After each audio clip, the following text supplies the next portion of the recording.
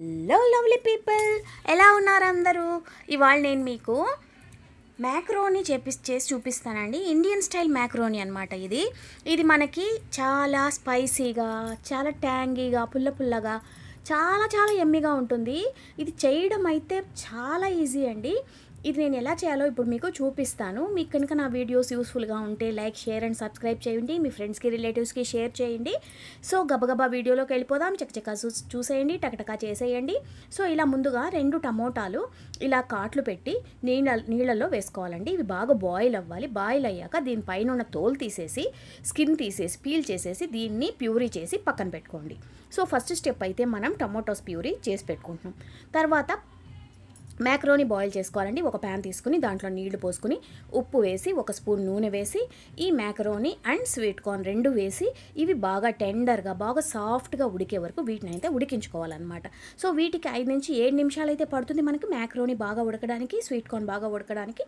So మనం దీన్ని medium ఫ్లేమ్లో పెట్టేసి అలా వదిలేద్దాం. సో టమాటో ప్యూరీ రెడీ చేసేసుకున్నాం, మ్యాక్రోనీ రెడీ చేసేసుకున్నాం. ఇప్పుడు మనం మ్యాక్రోనీ ఎలా చేయాలో చూసేద్దాం.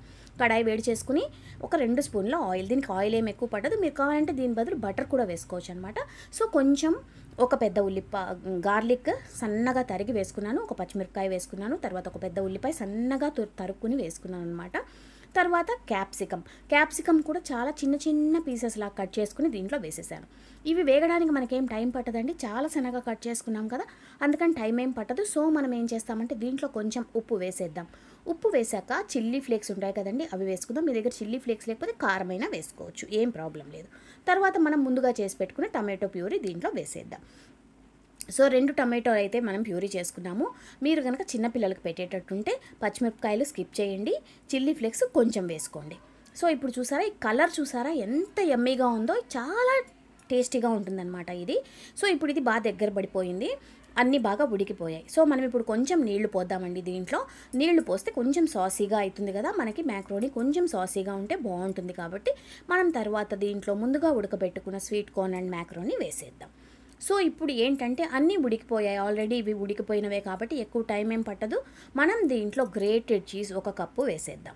గ్రేటెడ్ చీజ్ మీకు కావాలంటే వేసుకోవచ్చు, లేకపోతే అవాయిడ్ చేసుకోవచ్చు. ఇట్ కంప్లీట్లీ మీ ఇష్టం అండి.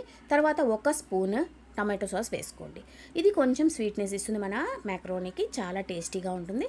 సో ఇవన్నీ వేసి మనం చీజ్ మెల్ట్ అయ్యే వరకు అలా కలుపుకుని, మనకి సాసీగా కావాలంటే ఇంకొంచెం నీళ్ళు యాడ్ చేసుకోవచ్చు. నాకైతే ఈ కన్సిస్టెన్సీ పర్ఫెక్ట్గా ఉంటుంది అనిపించిందండి. సో యమ్మీ మ్యాక్రోనీ ఎంజాయ్ చేయడమే. తప్పకుండా ట్రై చేయండి, ఈ డిష్ మీకు తప్పకుండా నచ్చుతుంది. ఇది చేసి ఎలా వచ్చిందో నాకైతే కమెంట్స్ పెట్టండి. నెక్స్ట్ వీడియోలో మళ్ళీ మిమ్మల్ని కలుస్తాను. మీ విజీ.